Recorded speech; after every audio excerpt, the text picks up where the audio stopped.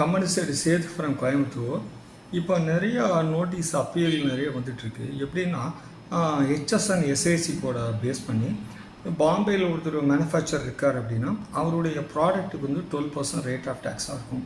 அவர் என்ன பண்ணிடுறான்னா ஒரு ப்ரொஃபஷனல்கிட்ட expert HSN code வாங்காமல் அவர் கூகுளில் சர்ச் பண்ணி அவராக ஒரு ஹெச்எஸ்என் கோடை செலக்ட் பண்ணுறாரு. அந்த ஹெச்எஸ்என் கோட ஆக்சுவல் ரேட் ஆஃப் டேக்ஸு 18, இவருடைய ப்ராடக்டோட ரேட் ஆஃப் டேக்ஸ் 12. இப்போ என்ன பண்ணுறாருன்னா மேனுஃபேக்சரர் வந்து 18%க்குள்ளே தப்பான ஹெச்எஸ்என் எடுத்து ரேட் ஆஃப் டேக்ஸ் அவர் ப்ராடக்ட்டுக்குள்ளே கரெக்டாக 12 போட்டு சூப்பர் ஸ்டாக்கிஸ்க்கு ட்ரான்ஸ்ஃபர் பண்ணுறாரு. அதே மாதிரி தவறாக சூப்பர் ஸ்டாக்கிஸ் அதே தவிர ஆசச் சேல்ஸ் ஆனன்னு சொல்லி டிஸ்ட்ரிபியூட்டருக்கு பண்ணுறாரு. டிஸ்ட்ரிபியூட்டர் ரீட்டைலருக்கு பண்ணுறாரு. ரீட்டைலு கஸ்டமருக்கு பண்ணுறாரு.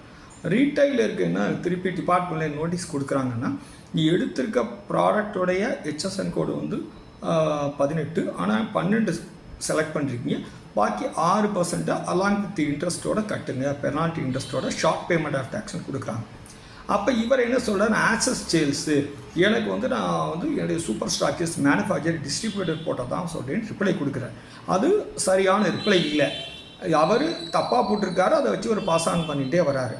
இதில் அப்புறம் இவர் என்ன பண்ணுறாரு, திருப்பி அப்பீல் ஃபைல் பண்ணுறாரு. அப்பீல் வந்து ஃபேவர் டு டிபார்ட்மெண்ட் ஆகிடுது. திருப்பி ட்ரிபுனல் போகலான்னா ட்ரிபுனல் ஃபார்ம் ஆகலை.